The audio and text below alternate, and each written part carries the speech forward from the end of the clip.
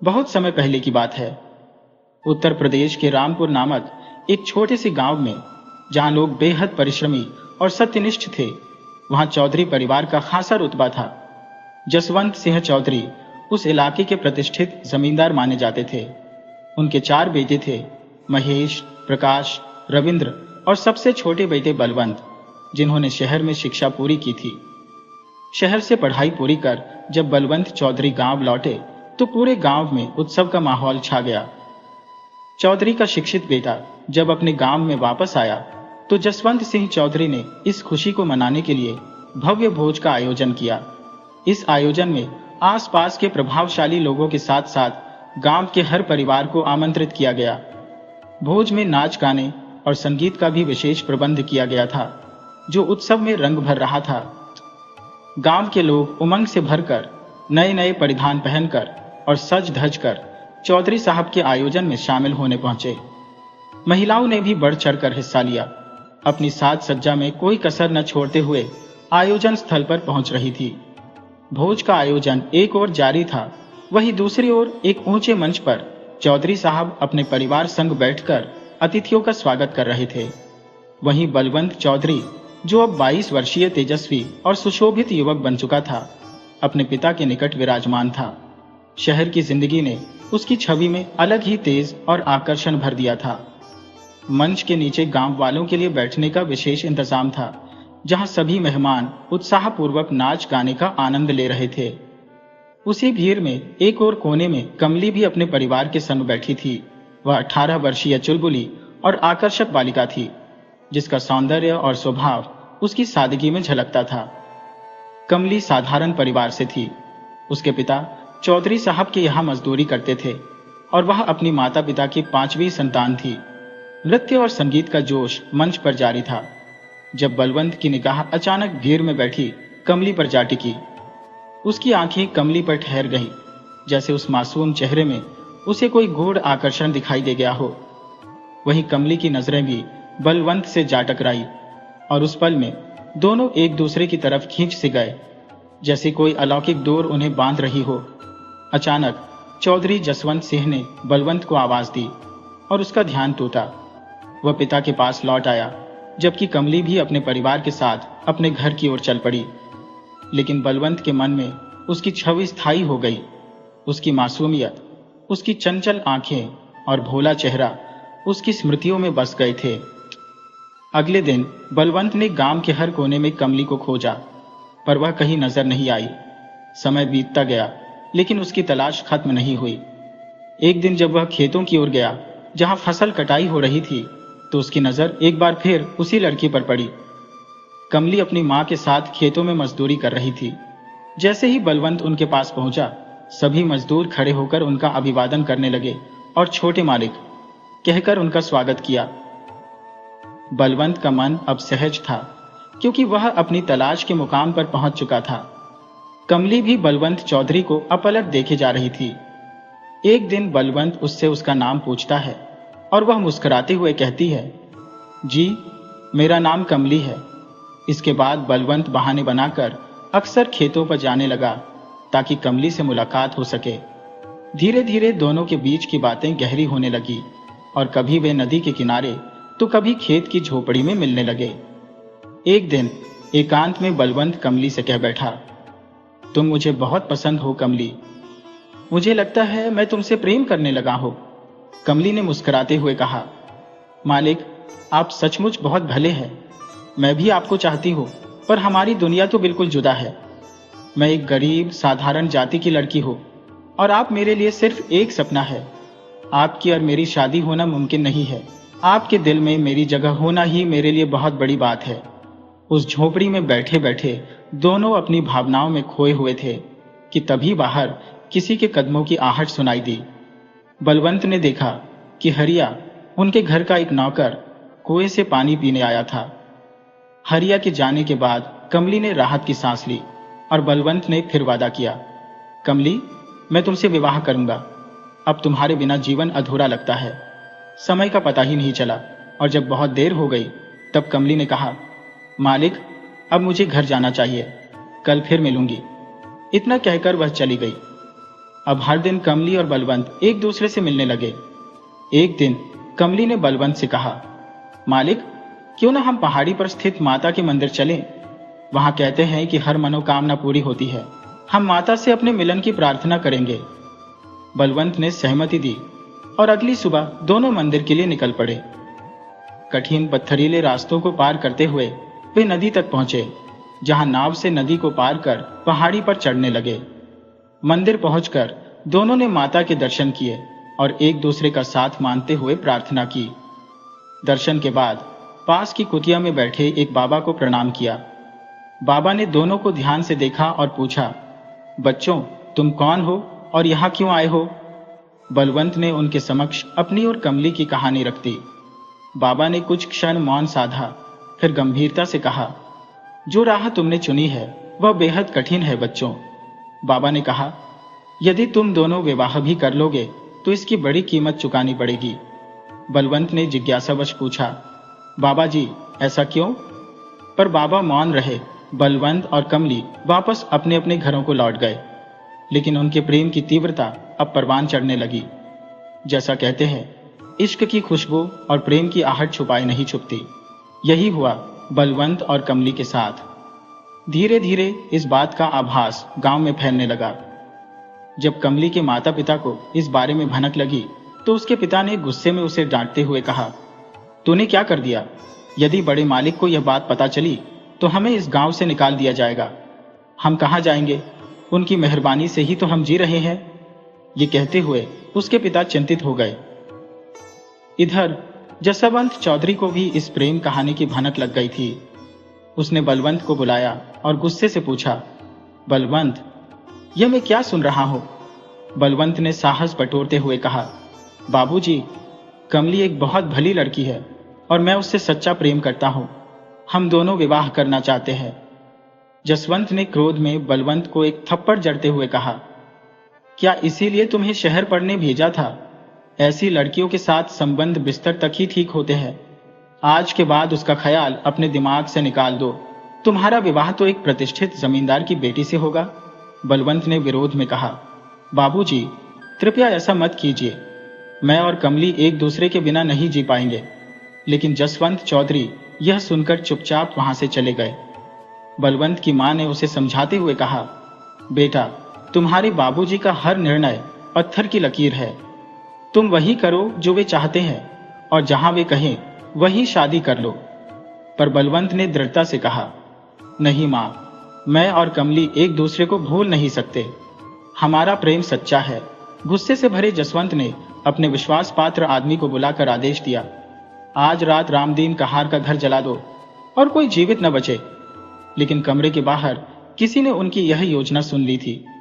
रात के लगभग 2 बजे नकाबपोश आदमी रामदीन के घर के चारों ओर आग लगा देते हैं और घर धधकने लगता है। लेकिन उसी वक्त पगडंडी पर नदी किनारे से कुछ लोग गुजरते दिखाई देते हैं। वह रामदीन और उसका परिवार था, जो पहले ही गांव छोड़ चुका था। रामदीन रीवा की ओर मुंह कर कहते हुए सराहना कर रहा था कि किस तरह समय पर मजले मालिक रविंद्र चौधरी जी ने उनका साथ दिया और उन्हें घर से निकालकर जान बचा ली। रविंद्र जसवंत चौधरी का तीसरा पुत्र और बलवंत का बड़ा भाई था, जो अपने छोटे भाई से अत्यधिक प्रेम करता था। दोनों की उम्र में अधिक अंतर नहीं था। साथ में खेलते कूदते दोनों बड़े हुए थे। रविंद्र को भी बलवंत और कमली के प्रेम के बारे में जानकारी थी और उसने अपने भाई को बहुत समझाने का प्रयास भी किया था।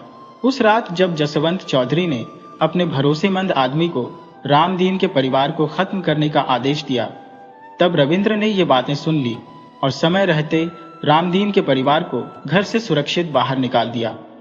हालांकि उसने बलवंत को यह बात नहीं बताई, क्योंकि वह जानता था कि उनके बाबूजी जसवंत चौधरी उन्हें कभी भी एक नहीं होने देंगे। अगर जसवंत को रामदीन के परिवार का पता चल गया तो वह फिर से उन्हें निशाना बनाएंगे। रविंद्र ने यह सब अपने भाई से छिपा लिया। साथ ही सोचा कि कुछ समय में बलवंत कमली को भुला देगा और सामान्य हो जाएगा। उसने रामदीन को अपने दूर के मामा नारायणपुर के जमींदार के नाम एक चिट्ठी सौंप दी, जिसमें उसने लिखा था कि वह उन्हें आश्रय और काम दे। नारायणपुर के छोटे जमींदार और धर्मप्रिय व्यक्ति, जो गरीबों की मदद में हमेशा तत्पर रहते थे, रविंद्र का बहुत सम्मान करते थे, हालांकि जसवंत से उनकी कभी नहीं बनती थी। रामदीन का परिवार अगले दिन शाम तक नारायणपुर पहुंच गया। वहां के जमींदार ने रामदीन के परिवार को अपने खेत पर बने एक मकान में ठहरने की व्यवस्था कर दी। इधर सुबह जब बलवंत जागा तो उसने हवेली के बाहर सुनी कि रामदीन के घर में रात आग लग गई और उसका पूरा परिवार उसमें जलकर खत्म हो गया। यह सुनकर बलवंत पागल सा हो गया और दौड़ते हुए कमली के घर की ओर चला। उसका बड़ा भाई रविंद्र भी उसके पीछे गया। बलवंत ने जब राख में तब्दील हुए घर को देखा तो वह वहां घुसने का प्रयास करने लगा। रविंद्र ने पीछे से उसे रोक लिया और किसी तरह अपनी हवेली में लेकर आया। बलवंत बेसुध हो गया और कमली की यादों में पूरी तरह खो गया। उसके स्वभाव में एक गहरी उदासी समा गई। वह न किसी से बात करता, न मुस्कुराता, बस चुपचाप रहता। उसका भाई और मां उसे बहुत समझाते, पर उसका गुमसुम चेहरा वही ठहरा रहता, मानो उसे अब जीवन से कोई नाता ही न हो। जसवंत चौधरी पृथ्वीपुर के समृद्ध और प्रतिष्ठित जमींदार की बेटी से बलवंत का विवाह करवाना चाहते थे। एक संदेश वाहक पृथ्वीपुर से आता है और जसवंत चौधरी को एक पत्र सौंपता है। उस पत्र में लिखा था कि जमींदार की पुत्री माधवी, जो अब 18 वर्ष की हो गई है, के लिए एक भव्य समारोह का आयोजन किया जा रहा है। इस विशेष अवसर पर उन्हें पूरे परिवार सहित आमंत्रित किया गया है, ताकि बलवंत और माधवी एक दूसरे को देख सकें और पसंद कर लें, जिससे उनके रिश्ते को आगे बढ़ाने की संभावनाओं पर चर्चा हो सके। इस संदेश को पढ़कर जसवंत चौधरी बेहद प्रसन्न होते हैं और घर के सभी लोगों को यह सुखद समाचार सुनाते हैं। उन्हें इस रिश्ते में हर तरफ से लाभ नजर आता है, क्योंकि पृथ्वीपुर की रियासत न केवल विशाल है, बल्कि उसका प्रभाव पूरे देश में फैला हुआ है। वहां के जमींदार को देश के धनी और प्रभावशाली जमींदारों में गिना जाता है और उनके पास कोई पुत्र नहीं, केवल एक ही संतान माधवी है। समारोह के दौरान माधवी की नजरें बस बलवंत पर ही टिकी रहती है। माधवी एक सुंदर, शालीन और संस्कारी लड़की थी, जो हर किसी का आदर करती थी और हवेली में सभी की प्रिय थी। समारोह समाप्त होने पर जसवंत चौधरी अपने ठहरने के स्थान पर लौट आते हैं, लेकिन माधवी का मन बलवंत के विचारों में उलझा हुआ था। उसकी आंखों में बस बलवंत की ही छवि बसी थी और उसकी रात करवटें बदलते भी थी। जैसे जैसे सुबह हुई, वह अपनी मां से बलवंत के बारे में पूछती है। तब उसकी मां उसे बताती है कि समारोह में बलवंत के परिवार को विशेष तौर पर विवाह की बातचीत के लिए ही बुलाया गया है। यदि उसे बलवंत पसंद है तो वह बलवंत से मिलकर अपने निर्णय को पक्का कर सकती है और फिर उसके पिता से इस रिश्ते की बात चलाई जाएगी। दोपहर के भोजन के लिए जसवंत चौधरी, उनकी पत्नी और बलवंत को आमंत्रित किया जाता है। भोजन के दौरान माधवी की नजरें बस बलवंत पर ही टिकी थी, पर बलवंत उससे आंखें नहीं मिला पाता।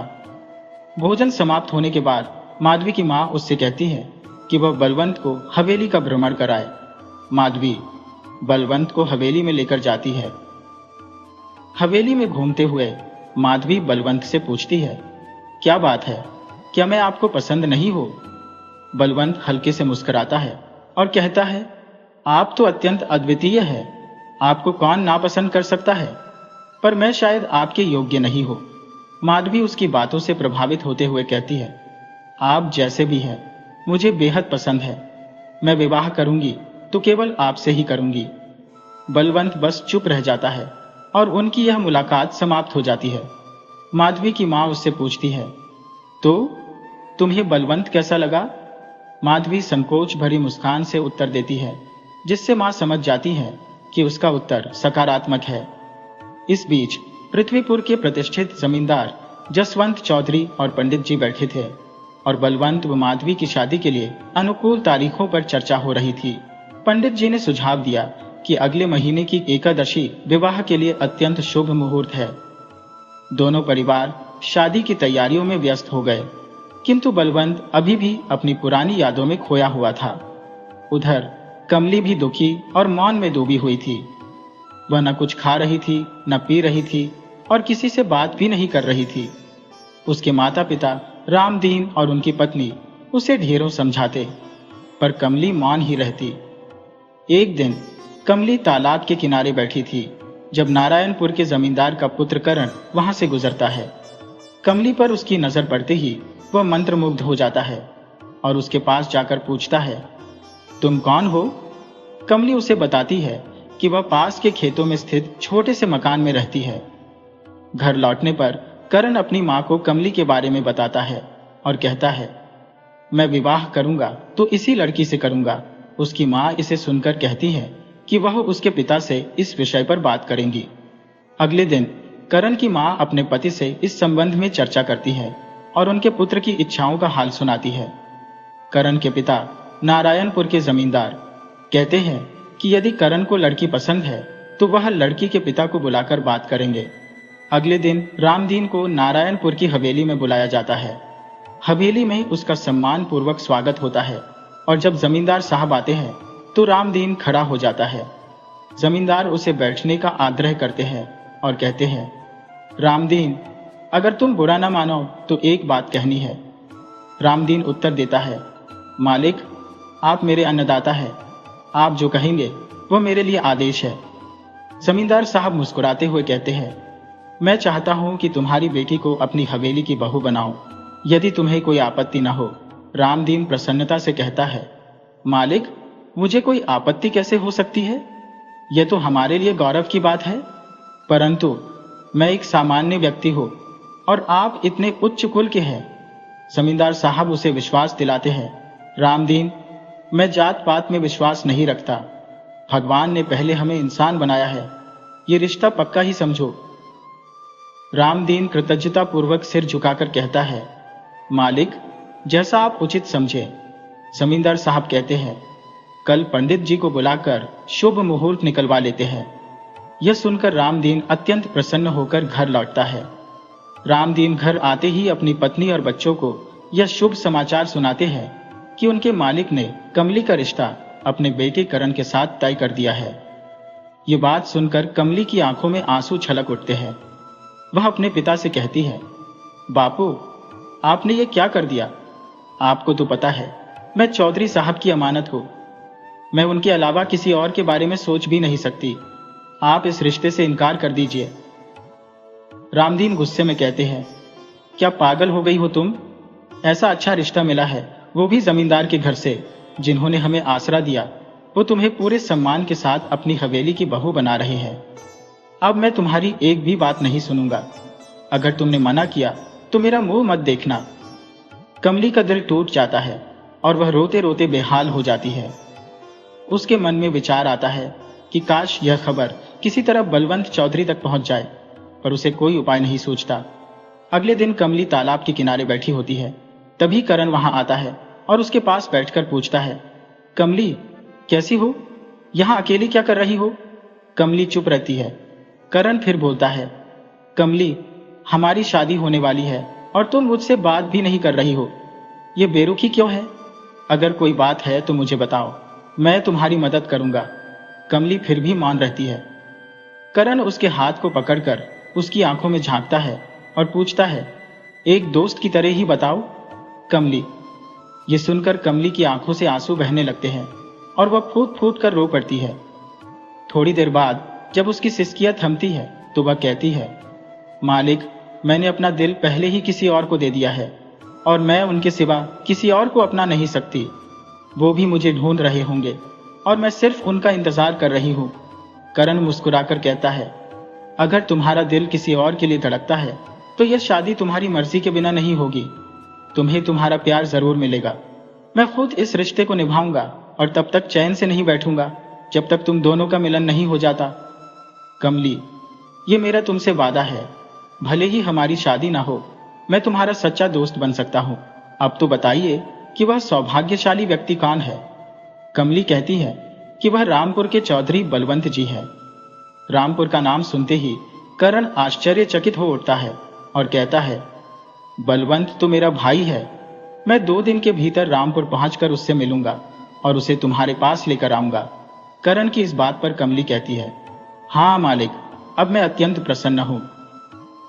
उधर रामपुर में बलवंत और माधवी के विवाह की तैयारियां धूमधाम से चल रही थी, क्योंकि 3 दिन बाद उनका विवाह होना था। अगले दिन करण अपने घोड़े पर सवार होकर रामपुर के लिए रवाना होता है। मार्ग में पहाड़ की चोटी पर बने मंदिर के दर्शन होते हैं तो वह पूजन के लिए वहां जाता है। माता के दर्शन के पश्चात वह एक कुटिया की ओर बढ़ता है जहां महात्मा जी ध्यान में मग्न थे। करण उनके चरण स्पर्श कर आगे बढ़ने को होता है, तब महात्मा जी उसे रोकते हैं और कहते हैं, रुको बेटा, तुम जिस कार्य के लिए जा रहे हो उसे मत करो, यही सबके लिए उचित होगा। करण जवाब देता है, बाबा जी, मैंने प्रतिज्ञा की है और यह कार्य तो मुझे करना ही है। प्रणाम कर वह वहां से आगे बढ़ जाता है। कुछ समय पश्चात करण रामपुरा पहुंचता है और हवेली में दाखिल होता है। हवेली के सभी सदस्यों से मुलाकात कर वह सीधे बलवंत के कमरे में जाता है। बलवंत वहां गुमसुम बैठा है, परंतु जैसे ही करण को देखता है उससे लिपटकर फूट फूट कर रोने लगता है। करण उसे संभालता है और कहता है कि कमली अभी भी जीवित है और उसकी प्रतीक्षा कर रही है। बलवंत कहता है, मुझे तुरंत कमली के पास ले चलो, मैं उसके बिना जीवन नहीं जी सकता। इतने में रविंद्र चौधरी कमरे में आता है और सब बातें सुन लेता है। उसे देख बलवंत कहता है, भैया, क्या आपको पता है कि मेरी कमली जीवित है और मेरी प्रतीक्षा कर रही है? रविंद्र उत्तर देता है, हाँ, मुझे सब मालूम है। और फिर पूरी कथा सुनाने लगता है कि कैसे कमली और उसके परिवार को उन्होंने वहां से सुरक्षित निकाला था। बलवंत विनती करता है कि वह कमली के पास जाना चाहता है। इस पर रविंद्र कहता है, छोटे, अभी यह संभव नहीं है। 2 दिन में तुम्हारा विवाह है और यदि बाबूजी को कमली और उसके परिवार की जानकारी मिली तो वे उन्हें नहीं छोड़ेंगे। बलवंत निराश होकर पूछता है, तो फिर मैं क्या करूं? कमली के बिना मेरा जीवन असंभव है। रविंद्र कुछ सोचते हुए कहता है, एक उपाय है जिससे तुम कमली से भी मिल सकोगे और यह विवाह भी नहीं रुकेगा। वे दोनों कुछ योजनाएं बनाते हैं। तभी करण कहता है, मैं पृथ्वीपुर जाऊंगा और माधवी से बात करूंगा। बलवंत उसके कंधे पर हाथ रखकर कहता है, मेरे मित्र, मेरा भरोसा रखो, मैं किसी भी कीमत पर तुम्हारा और कमली का मिलन कराऊंगा। रविंद्र चौधरी आगे कहते हैं, माधवी से मिलना आसान नहीं होगा, लेकिन तुम जाकर यह कह सकते हो कि तुम बलवंत चौधरी का संदेश लेकर आए हो। शायद इससे तुम्हें उससे मिलने का अवसर मिल जाए। करण आश्वस्त होकर कहता है, भाई साहब, मुझ पर विश्वास करें, मैं यह कार्य किसी भी कीमत पर पूर्ण करूंगा। उसी समय जसवंत चौधरी कमरे में प्रवेश करते हैं और करण चुप हो जाता है। जसवंत रविंद्र से कहता है, तुम यहां बैठे हो जबकि बाहर विजयगढ़ के राजा साहब आए हुए हैं। उनका स्वागत करो, क्योंकि वे विदेश जाने के कारण विवाह में शामिल नहीं हो पाएंगे। रविंद्र चौधरी तुरंत वहां से उठकर चले जाते हैं। करण भी पृथ्वीपुर के लिए रवाना होने की तैयारी करता है। वह घोड़े पर सवार होकर चलता है और शाम तक पृथ्वीपुर पहुंच जाता है। हवेली के बाहर घोड़ा रोककर वह द्वारपाल से कहता है, मैं चौधरी बलवंत का संदेश लेकर आया हूं, कृपया माधवी तक यह सूचना पहुंचा दें। थोड़ी देर बाद दरबान वापस लौटता है और कहता है, अंदर चलें। करण को हवेली के एक कमरे में ले जाकर बैठा दिया जाता है। कुछ क्षण बाद माधवी आती है, करण का अभिवादन करती है और पूछती है, चौधरी साहब का क्या संदेश है? करण बोलता है, माधवी जी, बलवंत बेहद विचलित है। वह आपको दुखी नहीं करना चाहते, लेकिन उनके पास अब कोई और राह नहीं बची है। उनका आपके प्रति गहरा सम्मान है। माधवी तीखे स्वर में कहती है, सीधे सीधे बताइए, बात क्या है? तब करण बलवंत और कमली के प्रेम की दास्तान सुनाता है और कहता है, कमली और बलवंत अगर एक न हुए तो शायद वे जीवित नहीं रह पाएंगे। माधवी जी, मुझे आपकी सहायता चाहिए। माधवी कहती है, अगर किसी और से प्रेम करते थे तो मुझे पहले क्यों नहीं बताया? अपने पिताजी को न सही, मुझे तो बता सकते थे। मैं अपने पिता से मना कर देती। करण समझाता है, उनके पिताजी ने उन्हें चेतावनी दी थी कि यदि उन्होंने आपको या किसी को भी इस बारे में बताया तो परिणाम गंभीर होंगे। माधवी सोचते हुए कहती है, कल मेरी शादी बलवंत चौधरी से है और आप आज मुझे ये सब बता रहे हैं कि बलवंत किसी और से प्रेम करते हैं। मेरे और मेरे परिवार की प्रतिष्ठा का क्या होगा? करण बोलता है, माधवी, मेरी भी शादी तय हो गई थी और 15 दिनों में मुहूर्त निकला था, लेकिन जैसे ही मुझे बलवंत और कमली के प्रेम का पता चला, मैंने तय किया कि मेरा प्रेम मुझे मिले या नहीं, पर बलवंत और कमली का मिलन जरूर होना चाहिए। माधवी कहती है, आप मेरे पिता को नहीं जानते। वे एक अच्छे इंसान है, परंतु ऐसे में वह रामपुर और वहां के चौधरी खानदान को बर्बाद कर देंगे। यह असंभव है, मैं कुछ नहीं कर सकती। फिर एक ठहराव के बाद माधवी गंभीर स्वर में कहती है, कल पृथ्वीपुर बारात तो आएगी और विवाह भी होगा, परंतु यह जरूरी नहीं कि विवाह बलवंत चौधरी से ही हो। इतना कहकर माधवी कमरे से बाहर चली जाती है। करण सोच में पड़ जाता है। फिर अपने घोड़े पर सवार होकर लौटते हुए उसकी आंखों में एक नई चमक उभरती है। विचारों में डूबा वह अंततः रामपुर पहुंच जाता है। वहां बलवंत व्याकुलता से करण की प्रतीक्षा कर रहा था। करण के पहुंचते ही बलवंत बेसब्र होकर पूछता है, क्या हुआ? पृथ्वीपुर में माधवी ने इनकार किया या मंजूरी दे दी? जल्दी बताओ। करण शांत स्वर में कहता है, भाई चिंतित न हो, तुम्हारा काम बन गया है। तुम्हारी शादी कमली से ही होगी, पर किसी से कुछ मत कहना। कल बारात भी जाएगी और शादी भी होगी। इधर रामपुर में चौधरी की हवेली में विवाह की तैयारियां पूरी हो चुकी थी। सुबह होते ही बारात धूमधाम से पृथ्वीपुर के लिए रवाना होती है। चौधरी जसवंत सिंह प्रसन्न है। उनके पुत्र का विवाह एक प्रतिष्ठित जमींदार की बेटी से जो होने जा रहा है। करण के मन में हालांकि कुछ और ही योजना चल रही होती है। पृथ्वीपुर में बारात का भव्य स्वागत किया गया। वहां का माहौल रोशनी से जगमगा रहा था और बारातियों के स्वागत में लोग हर्षित थे। दूल्हा बलवंत, करण और रविंद्र एक कमरे में ठहरे हुए थे। दूल्हे को तैयार करके हाथी की पालकी में बिठा दिया गया। उसके माथे पर सेहरा बंधा हुआ था, जो विवाह की रस्में पूरी होने तक किसी को उसका चेहरा देखने की अनुमति नहीं देता था। बारात नाच गाने के साथ हवेली के प्रांगण में पहुंचती है। स्वागत में महिलाएं दीप कलश लिए खड़ी थी और जसवंत चौधरी ने कलशों में सोने चांदी की वर्षा की। अतिथियों के लिए 56 भोग की व्यवस्था की गई थी और सभी लोग भोजन में व्यस्त हो गए। इस बीच विवाह की रस्में आरंभ हो चुकी थी। वर वधू एक दूसरे को वरमाला पहनाते हैं और अंततः विवाह की विधि संपन्न होती है। जब विवाह संपन्न होने के पश्चात दूल्हे का सेहरा हटाया गया तो उपस्थित लोग अचंभित रह गए। दूल्हा बलवंत नहीं बल्कि करण था। यह दृश्य देखकर सभी स्तब्ध रह गए। पृथ्वीपुर के जमींदार चौधरी जसवंत सिंह से कहते हैं, चौधरी तुमने हमारे साथ धोखा किया है, इसकी बड़ी कीमत चुकानी पड़ेगी। जसवंत हतप्रभ होकर कहते हैं, मालिक मुझे क्षमा करें, मेरे अपने बेटे ने ही मेरे साथ छल किया है। यह अनर्थ मैंने नहीं, उसने किया है। ये कहते हुए जसवंत अपनी तलवार निकालते हैं और क्रोध में करण की ओर लपकते हैं, किंतु इससे पहले कि वह कुछ कर पाते माधवी करण के आगे आ खड़ी होती है। चौधरी गरजते हैं, हट जाओ लड़की, इसे आज अपने हाथों से समाप्त करूंगा। इसने विश्वासघात किया है। पर माधवी दृढ़ता से कहती है, आप इन्हें छूने का साहस न करें।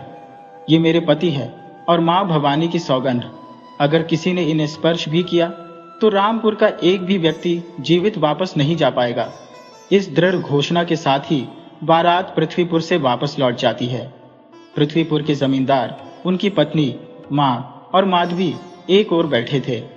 माधवी गहरी सांस लेते हुए कहती है, पिताजी मुझे क्षमा कर दीजिए, मेरी शादी मेरी अपनी पसंद से हो चुकी है।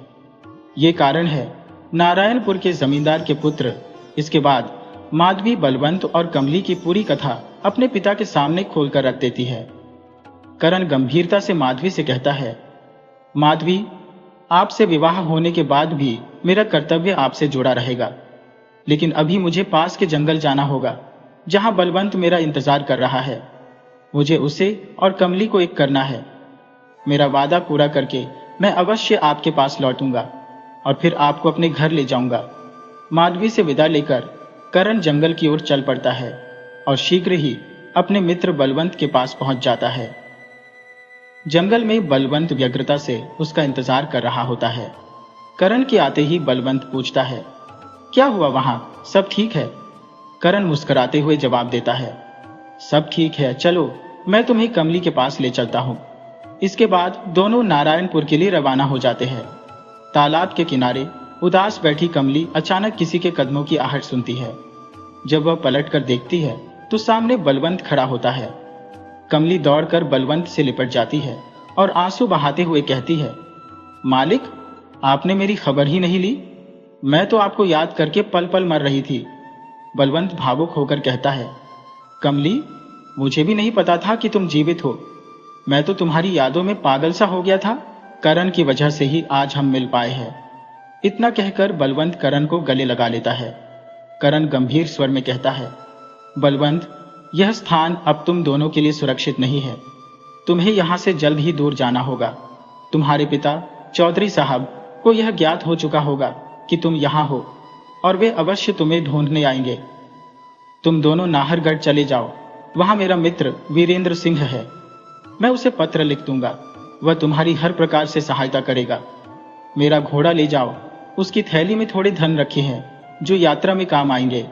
फिर करण और बलवंत एक दूसरे को गले लगाकर विदा लेते हैं। इधर रामपुर में बारात लौट चुकी है। जसवंत चौधरी का क्रोध उफान पर है। अपने लठैतों को बुलाकर वे आदेश देते हैं, जाओ और बलवंत को ढूंढ कर लाओ। जब तक उसका पता न मिले वापस मत लौटना। किसी भी कीमत पर मुझे बलवंत चाहिए। आज उसने मेरी प्रतिष्ठा को धूल में मिला दिया है। उधर बलवंत और कमली घोड़े पर सवार होकर आगे बढ़ रहे हैं। एक दूसरे के साथ रहते हुए उन्हें ऐसा प्रतीत हो रहा था मानो समस्त संसार की खुशियां उनके हाथ आ गई हो। दिन भर के थकाऊ सफर के पश्चात रात्रि में बलवंत और कमली एक गांव के मुखिया के घर पहुंचते हैं। मुखिया तुरंत बलवंत को पहचान लेता है क्योंकि वह जसवंत चौधरी का घनिष्ठ मित्र है और बलवंत की शादी में भी उपस्थित था। उसे बलवंत के लापता होने और माधवी की शादी करण से होने की घटना मालूम थी। मुखिया स्वागत करते हुए बलवंत और कमली को अपने घर में ठहराता है और उनकी आवभगत में कोई कसर नहीं छोड़ता। वह अपने व्यवहार में तनिक भी संदेह उत्पन्न नहीं होने देता कि वह जसवंत चौधरी का निकटस्थ है, लेकिन गुपचुप तरीके से अपने एक आदमी को रामपुर भेज देता है ताकि जसवंत चौधरी को इस बात की खबर दी जा सके। अगली सुबह जब बलवंत और कमली यात्रा के लिए पुनः तैयार होते हैं तो मुखिया उन्हें रोकते हुए कहता है, आज हमारे यहाँ बालक का जन्म उत्सव है। कृपया आज और ठहर जाइए, कल प्रस्थान कर लेना। बलवंत और कमली इस चालाकी से अनजान थे और रुकने के लिए तैयार हो जाते हैं।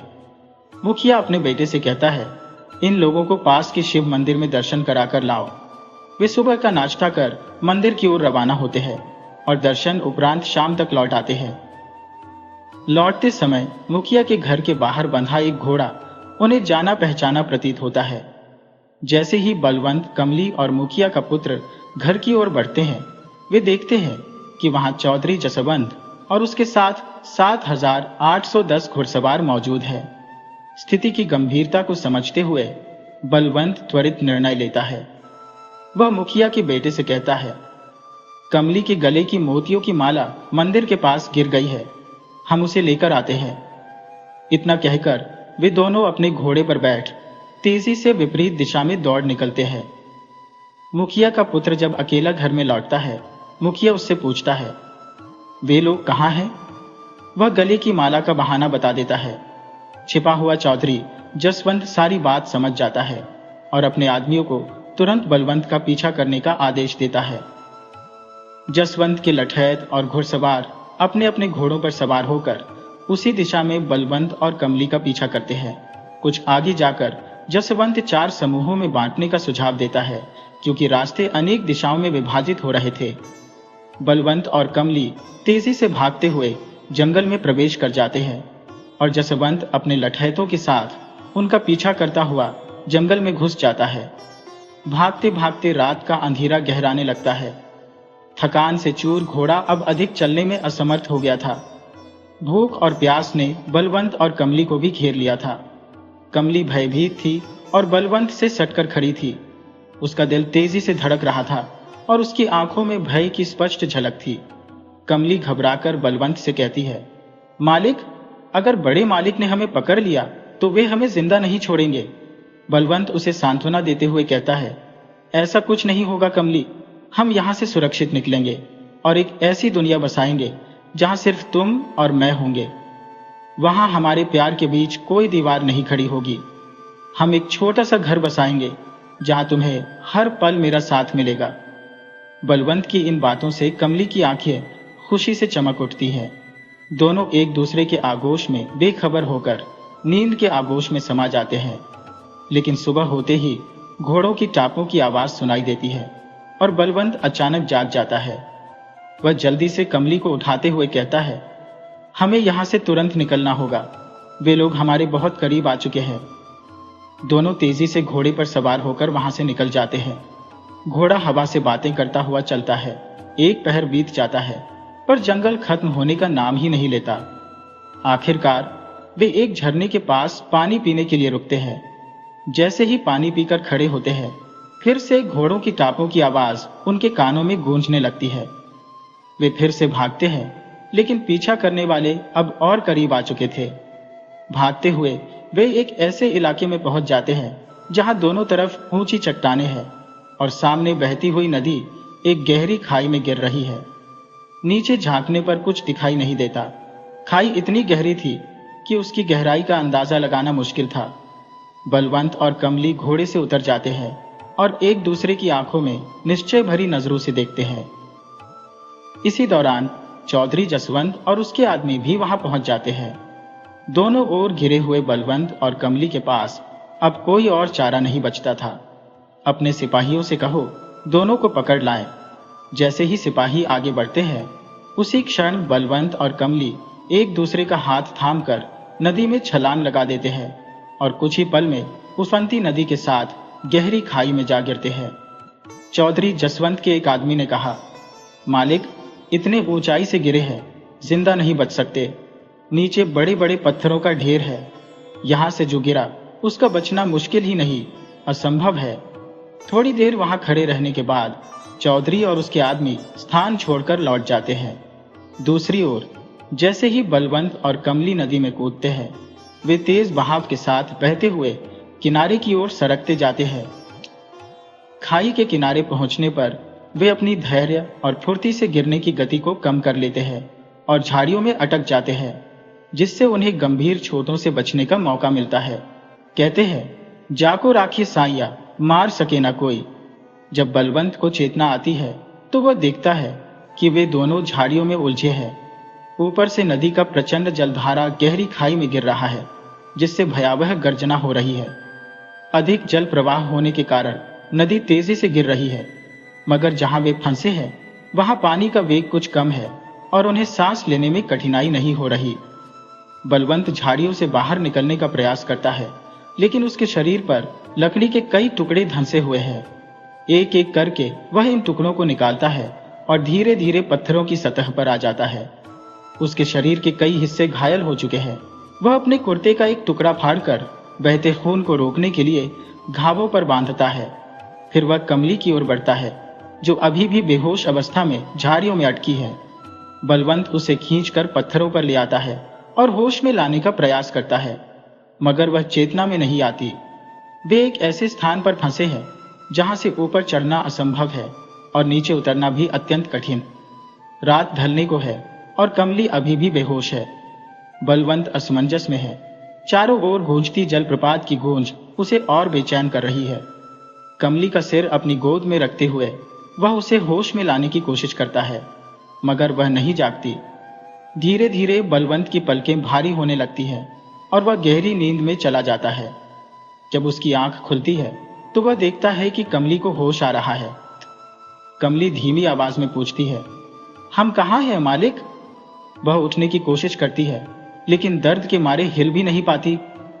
घबराकर वह चारों ओर देखती है और पूछती है, हम किस जगह फंसे हैं मालिक? बलवंत उसे दिलासा देता है, घबराओ मत, हम सुरक्षित हैं। बस थोड़ी ऊंचाई पर अटके हैं, यहां से निकलने का कोई ना कोई उपाय मिल जाएगा। फिर वह पास के एक पेड़ से लंबी बेलों को काटकर एक रस्सी बनाता है और उसे कसकर मजबूत करता है, ताकि वे इस कठिनाई से बाहर निकल सके। बलवंत पास की एक झाड़ी से रस्सी बांधता है और फिर कमली को अपनी कमर से सहारा देते हुए धीरे धीरे नीचे उतारता है। उसके बाद वह स्वयं भी नीचे उतर आता है। नीचे पहुंचकर वे जंगल में लगे पेड़ों से फल तोड़कर अपनी भूख शांत करते हैं। उस क्षण कमली उदास होकर कहती है, मालिक, मेरे कारण आपको कितना कष्ट उठाना पड़ा। आप एक प्रतिष्ठित परिवार से हैं, फिर भी मुझसे प्रेम क्यों किया? आपकी जिंदगी पहले कितनी सरल थी। और अब मेरे कारण आप दर दर भटक रहे हैं।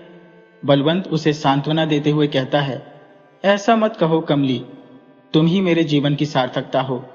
तुम्हारे बिना तो अब एक क्षण भी जीना असंभव है। मेरी जिंदगी अब तुमसे शुरू होकर तुम ही पर समाप्त होगी। इसी तरह बातें करते हुए दोनों आगे बढ़ते हैं। अचानक उन्हें दूर एक गांव नजर आता है और उनके चेहरे पर राहत की मुस्कान उभर आती है।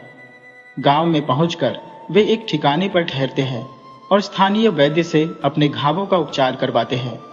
कुछ दिन विश्राम के बाद स्वस्थ होकर वे वहां के लोगों से विदा लेकर नाहरगढ़ की ओर प्रस्थान करते हैं। कमली और बलवंत दोनों अत्यंत प्रसन्न हैं और खुशी खुशी यात्रा पर आगे बढ़ते हैं। नाहरगढ़ के समीप पहुंचते ही वे एक गांव के पास एक विशाल मेला देखते हैं। कमली प्रसन्न होकर कहती है, मालिक, मुझे मेला घूमना है। बलवंत उसे मेले में ले आता है। वहां अनेक दुकानें सजी हुई हैं। कई जगहों पर चूड़ियां, कपड़े, मिठाइयां और बर्तनों की दुकानें लगी हैं। कहीं नाटक नौटंकी चल रही है तो कहीं झूले लगे हुए हैं। मेले में घूमते घूमते जब वे थक जाते हैं तो एक झूले के पास खड़े होकर विश्राम करते हैं। तभी कमली देखती है कि एक छोटा बच्चा झूले से लटक रहा है और गिरने वाला है। वह घबरा कर कहती है, मालिक, वो बच्चा गिर जाएगा। बलवंत तुरंत स्थिति को समझते हुए झूले के नीचे पहुंचता है। बच्चा जैसे ही गिरता है, बलवंत उसे हवा में ही लपक लेता है। यह दृश्य देखकर भीड़ में खड़े लोग हैरान रह जाते हैं और वहां पर भीड़ जमा हो जाती है। बच्चे की मां दौड़कर आती है, अपने बच्चे को बलवंत से लेकर कहती है, आपने हम पर बहुत बड़ा उपकार किया है। हम इस एहसान को कभी नहीं भूलेंगे। हम नाहरगढ़ के ठाकुर साहब के परिवार से हैं। कृपया हमारे साथ चलें और हमें आपकी सेवा का अवसर दें। बलवंत कमली की ओर देखता है और वह इशारे में सहमति दे देती है।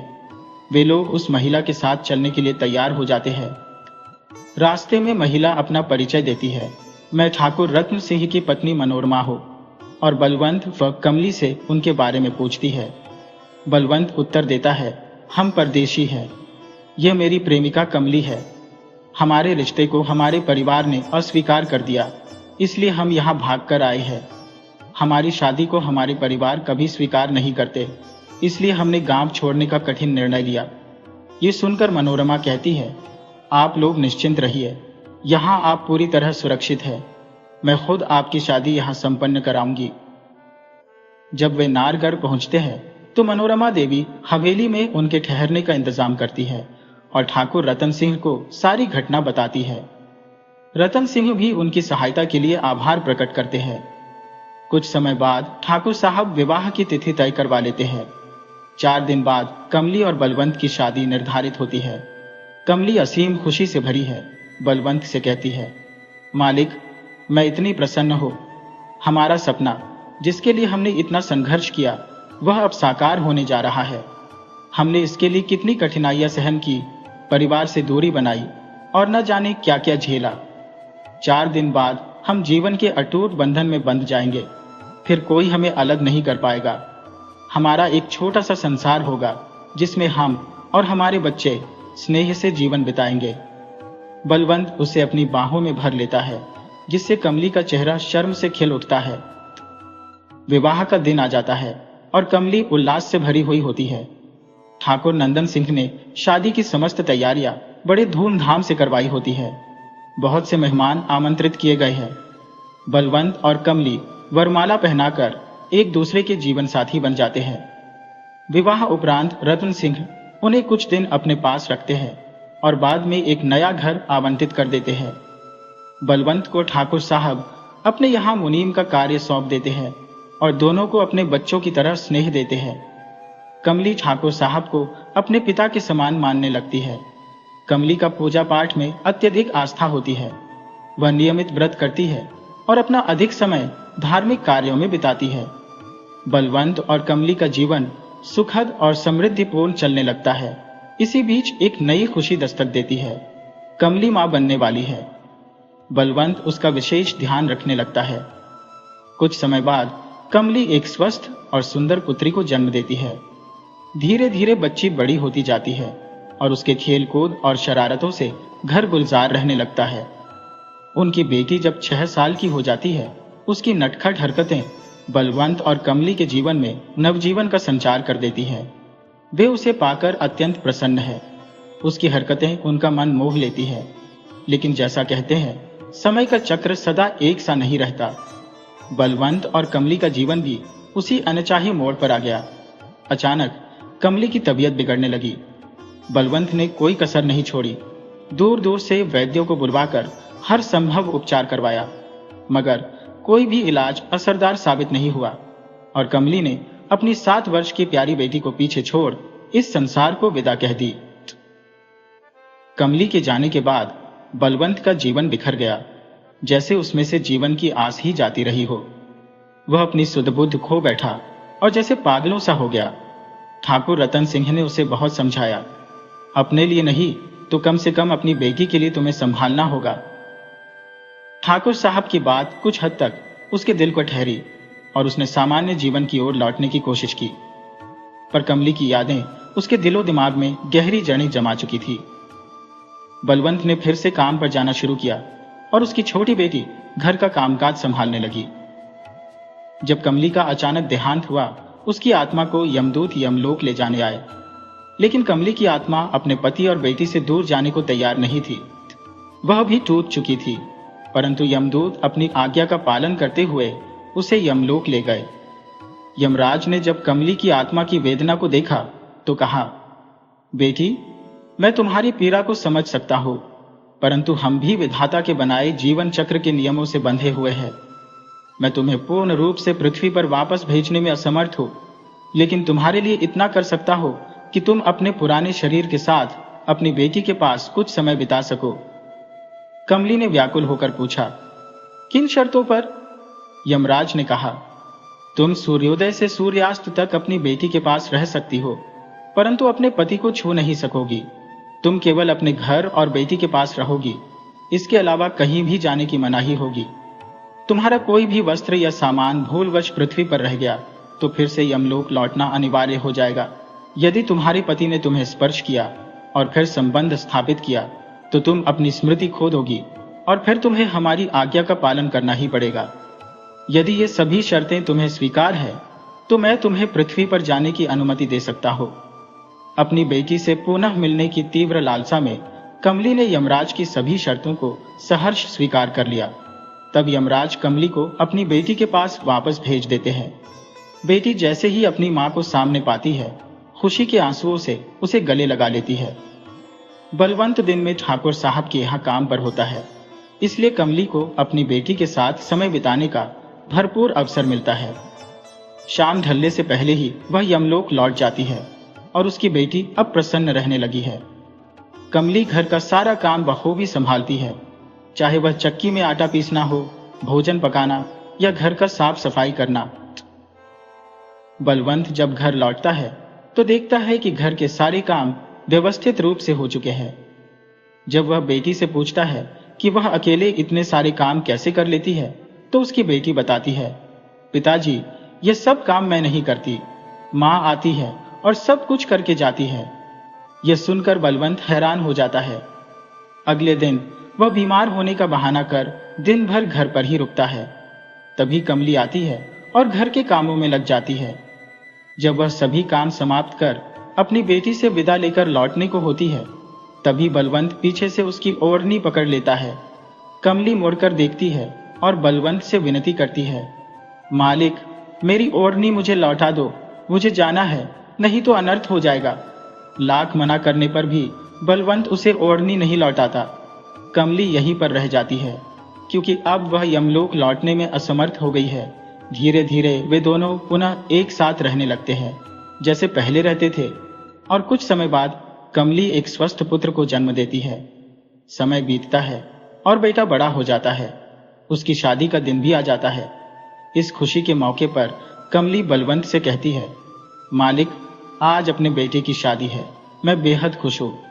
आज मैं ओढ़नी ओढ़कर नाचना चाहती हूँ। बलवंत सोचता है कि इतने सालों से कमली कहीं नहीं गई, अब जाने का सवाल ही नहीं उठता। इस विश्वास के साथ वह कमली को ओढ़नी लौटा देता है। कमली अपनी खुशी में ओढ़नी ओढ़कर नाचती है, लेकिन उसी क्षण उसके शरीर में यम का प्रवेश हो जाता है। कमली बलवंत से क्रोधित होकर कहती है, चौधरी साहब, तुमने एक आत्मा के साथ वह सब किया जो तुम्हें नहीं करना चाहिए था। तुमने एक माँ की आत्मा को अपनी इच्छाओं का बंदी बना लिया और यह क्षमादान के योग्य नहीं है। आत्मा रूपी कमली बलवंत को श्राप देती है। तुमने मुझे अपने बंधन में रखा। इस कारण तुम्हारे वंश को यह श्राप है कि आज से तुम्हारे परिवार में कोई भी पुरुष वृद्धावस्था को प्राप्त नहीं करेगा। पुरुषों की मृत्यु पहले होगी और स्त्रियों की मृत्यु बाद में। तब से चौधरी परिवार उस श्राप के कारण एक अभिशप्त खानदान के रूप में जाना जाने लगा।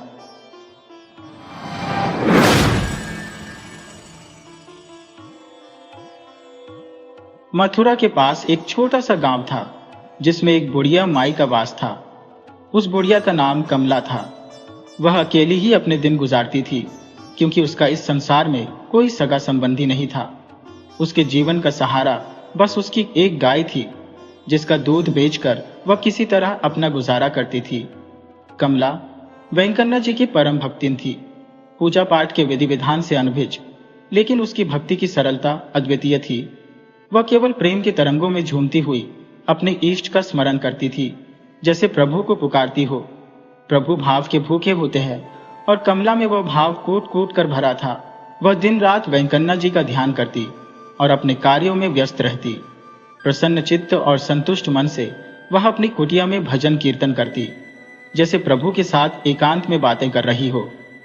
भगवान वेंकन्ना उसके इस भाव से इतने प्रसन्न थे कि उसे स्वप्न में दर्शन देते और उससे कुछ न कुछ खाने की विनती करते। जिस दिन भगवान जो भी खाद्य सामग्री स्वप्न में मांगते, कमला उसे प्रेम पूर्वक बनाकर उनको अर्पण कर देती। कमला का हर दिन एक जैसा बीतता। प्रातः वह सबसे पहले अपनी गाय का दूध निकालती और उसमें से एक हिस्सा वेंकन्ना जी के लिए पृथक कर देती। उसके बाद मंदिर जाकर वह भगवान का दूध से अभिषेक करती, फिर उन्हें वही दूध अर्पित करती और प्रणाम कर लौटती। जो दूध बचता उसे गांव में बेचकर वह थोड़ी बहुत आमदनी कर लेती ताकि घर के खर्चों का प्रबंध हो सके। बाकी समय वह अपने प्रभु की आराधना में लीन रहती, उनकी महिमा गाती और अपने दिल की गहराइयों से उनको स्मरण करती। लेकिन पूर्णिमा के दिनों में चढ़ावे के बाद जो दूध बचता उससे इतने पैसे नहीं बनते थे कि वह आराम से 2 वक्त का भोजन जुटा सके। कभी कभी मंदिर जाते समय बुढ़िया माई तालाब से थोड़ा सा जल दूध में मिला लिया करती थी, जिससे उसकी मामूली आमदनी में थोड़ी वृद्धि हो जाती थी और जीवन यापन कुछ सहजता से हो जाता। बुढ़िया माई का स्वभाव अत्यंत कोमल था। उसे बस कान्हा जी का सहारा था, जिनसे वह अनगिनत बातें किया करती। कान्हा जी भी ऐसे भक्ति रस में डूबे हुए भक्तों की संगति में आनंदित रहते हैं और अपनी अनोखी लीलाओं से उनका जीवन रंगमय बना देते हैं। एक दिन जब वह अपनी रोजमर्रा की तरह तालाब से जल मिला रही थी, अनजाने में एक छोटी सी मछली दूध के साथ मिलकर कान्हा जी के अर्पण हेतु ले जाने वाले दूध में समा गई। मंदिर में दूध अर्पित करते समय पुजारी जी की दृष्टि उस मछली पर पड़ी। वे अत्यंत क्रोधित हो उठे और बुढ़िया माई को फटकार लगाई। कहने लगे, तुम्हें शर्म नहीं आती? भगवान पर मछली वाला दूध अर्पित करोगी? हमारा धर्म भ्रष्ट करने का साहस कैसे किया तुमने? बुढ़िया माई को उन्होंने न सिर्फ डांटा बल्कि उसका मंदिर में प्रवेश भी बंद कर दिया। इस घटना से कमला का दिल जैसे टूट गया। वह किसी और को भी दूध न दे पाई और आहत मन से अपनी कुटिया लौट आई। कुटिया में पहुंचते ही वह व्यथित हो उठी। अश्रुओं से भीगी आंखों से अपने ठाकुर जी से बात करने लगी। हे कान्हा, मुझसे बड़ी भूल हो गई, कृपा कर मुझे क्षमा कर दो। जल तो मैं प्रतिदिन मिलाती हूँ, ये सब तुमसे छिपा नहीं है। अगर मैं जल न मिलाऊं तो मेरा गुजारा कैसे होगा? वह मासूम मछली भी शायद तुम्हारी ही इच्छा से मेरे साथ मंदिर तक पहुंच गई थी। फिर पुजारी मुझे कैसे दोष दे सकता है? बुढ़िया माई की आवाज करुणा से भारी हो गई। ठाकुर, अब मंदिर में मुझे जाने से रोक दिया गया है। तुम्हारे दर्शन के बिना जीना कठिन है, पर मुझ पर लगे इन आरोपों का दुख है कि तुमने मौन साध लिया। अगर मेरे इस अपराध पर तुम सचमुच रूठ गए हो तो मैं भी संकल्प करती हूँ, जब तक तुम मेरा चढ़ावा स्वीकार नहीं करोगे तब तक मैं अन्न जल का त्याग कर दूंगी। यही जीवन का अंतिम व्रत होगा। सुबह से लेकर सांझ हो गई, पर श्री सुशीला की आंखों से आंसुओं का सैलाब थमने का नाम नहीं ले रहा था। रात का गहराता सन्नाटा चारों ओर छाने लगा था और वह भूखी प्यासी बेबस सी रोई जा रही थी। उनके मन में कान्हा जी से शिकायतों का अंबार था और वह अत्यंत व्याकुल थी, क्योंकि वह बिना उन्हें भोग लगाए एक कौर भी नहीं खाती थी।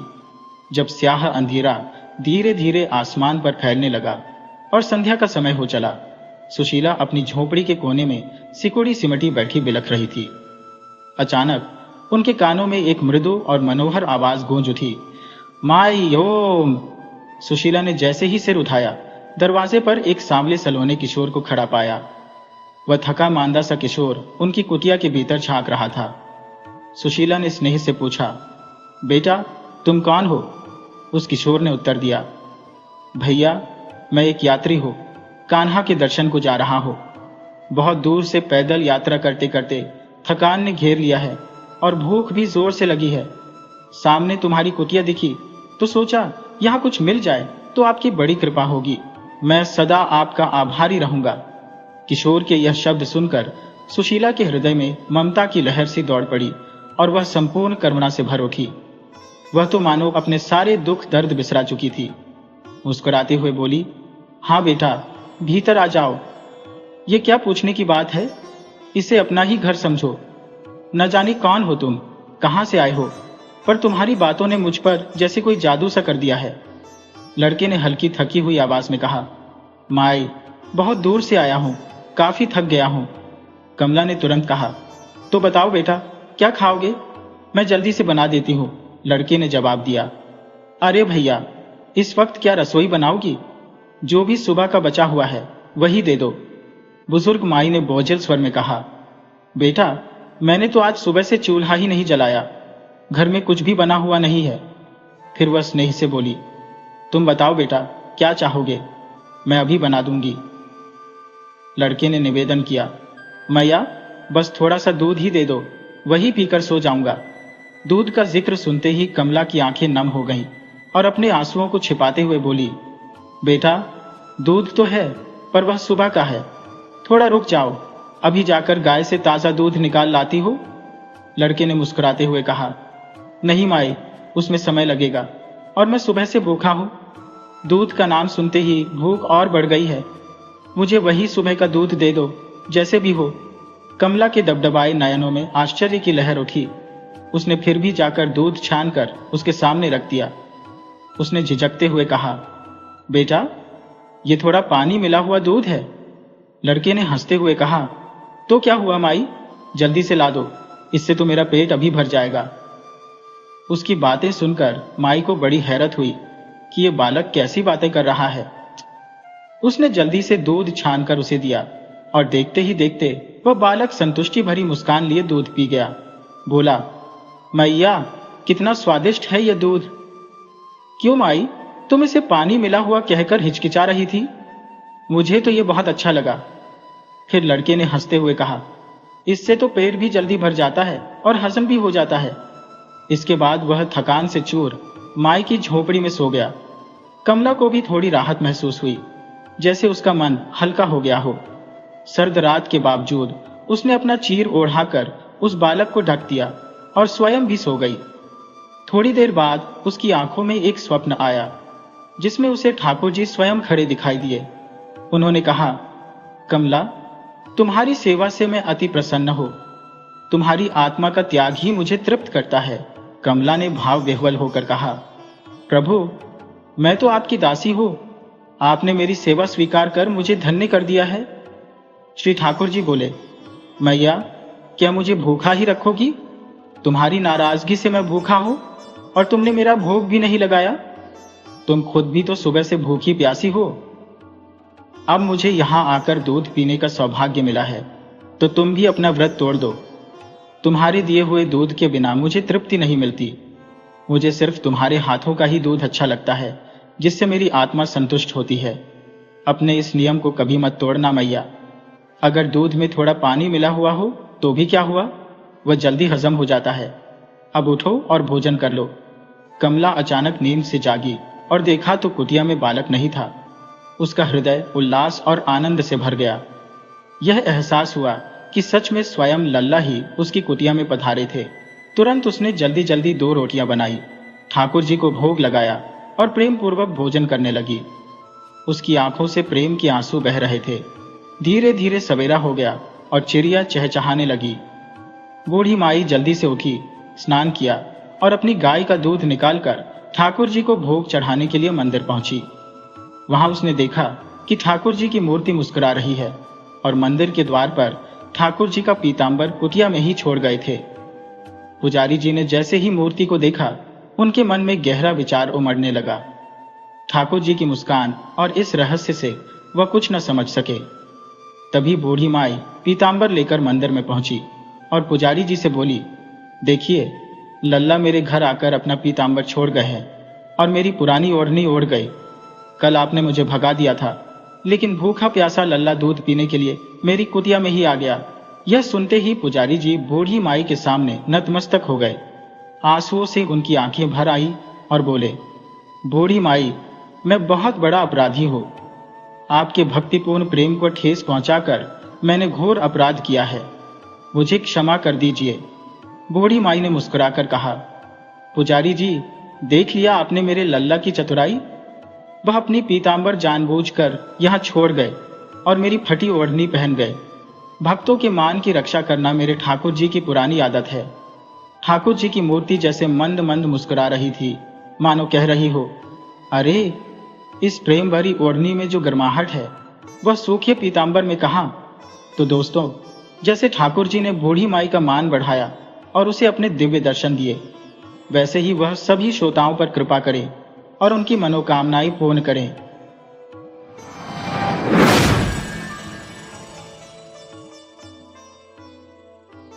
एक बार एक आश्रम था जहां एक गुरु अपने शिष्यों को निस्वार्थ भाव से ज्ञान का प्रकाश देते थे। इस आश्रम में दूर दूर से शिष्य शिक्षा प्राप्त करने आते थे। आश्रम का जीवन भिक्षा पर आधारित था, जिसमें सभी शिष्य बारी बारी से आसपास के गांवों में जाकर भिक्षा मांगते थे और उसी से उनके भोजन का प्रबंध होता था।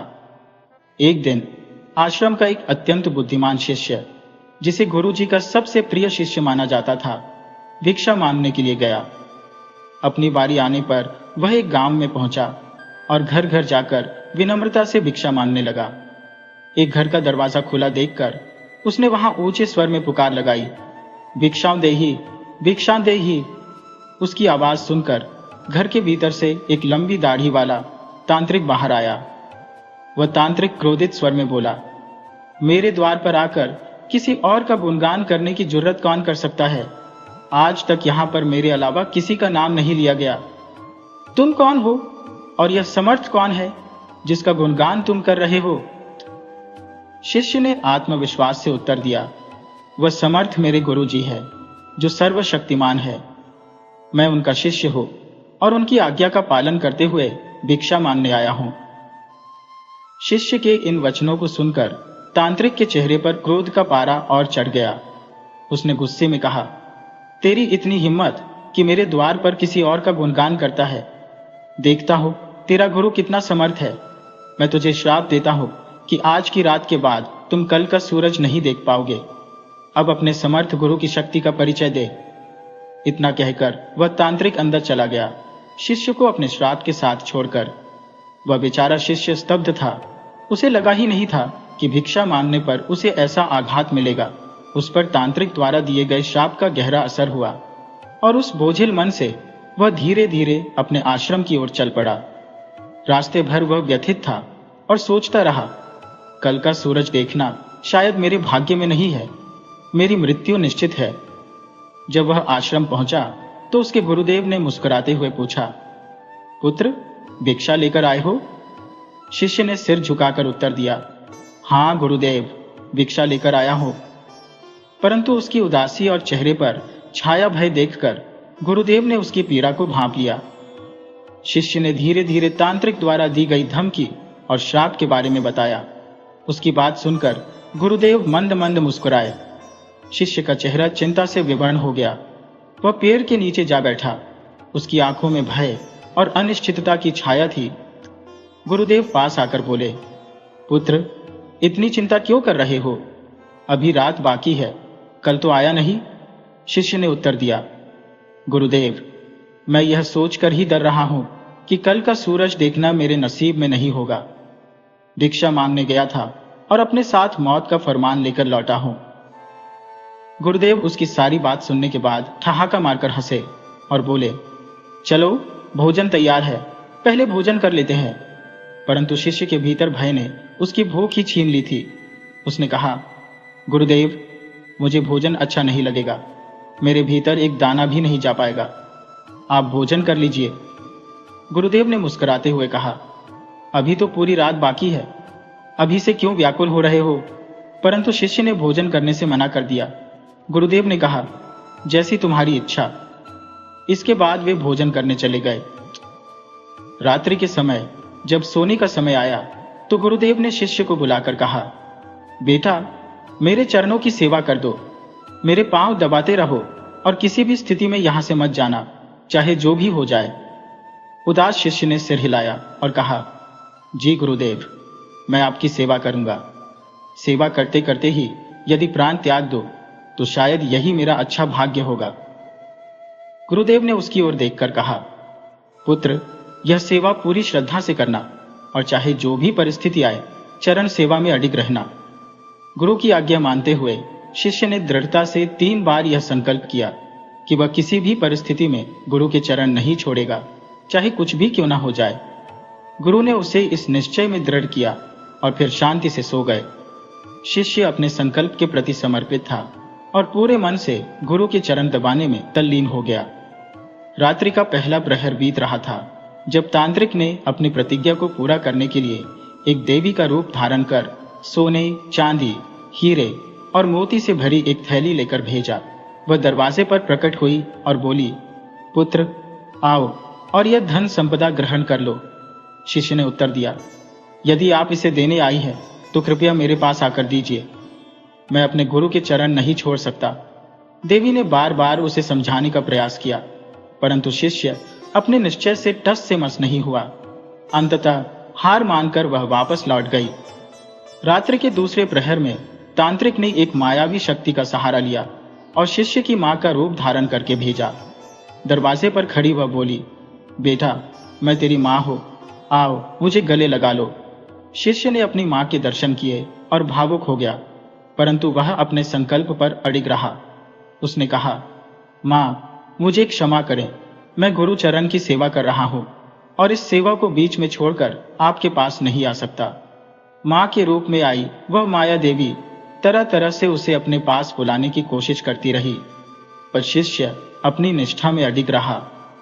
अंततः हारकर वह भी वहां से लौट गई। रात्रि का अंतिम प्रहर आ चुका था। इस बार तांत्रिक ने यमदूत के रूप में एक भयंकर राक्षस को भेजा, जो आकर गर्जना करते हुए बोला, तेरी मृत्यु का समय आ चुका है, उठ और मेरे साथ चल।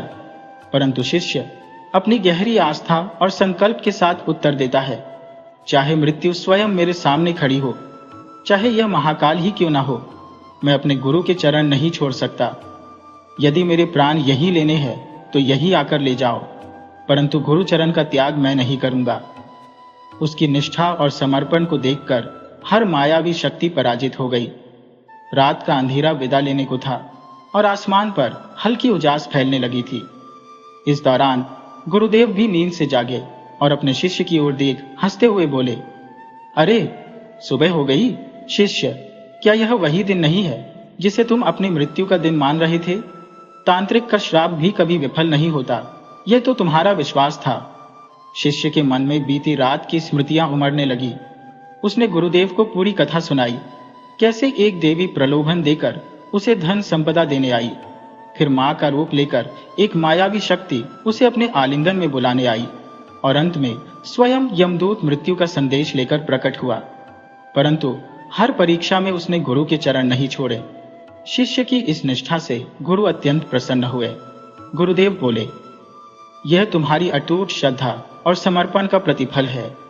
किसी शिष्य के जीवन में सद्गुरु की आज्ञा पालन का वही महत्व होता है जो किसी योद्धा के लिए उसकी शस्त्र विद्या का होता है। जिस शिष्य के जीवन में गुरु की कृपा होती है, उसके सामने काल भी नतमस्तक होता है। प्रभु श्री कृष्ण और प्रभु राम ने भी सदैव अपने गुरु की आज्ञा का पालन किया और यही उनकी महानता थी। गुरु की यह वाणी सुनकर शिष्य की आंखों में आंसू छलक आए और उसने गुरु के चरण पकड़ लिए। उसकी निष्ठा, उसका समर्पण, उसकी भक्ति अब और भी गहरी हो चुकी थी। अंत में गुरुदेव ने कहा, गुरु की कृपा से ही मृत्यु जैसी अपरिहार्य शक्ति भी परास्त हो सकती है। जो सच्चे हृदय से गुरु की सेवा करता है, उसका मार्ग हर बाधा से मुक्त हो जाता है। इस प्रकार गुरु और शिष्य का यह दिव्य संबंध एक अमर कथा बन गया, जो सदियों तक शिष्यों के लिए प्रेरणा का स्रोत बना रहेगा।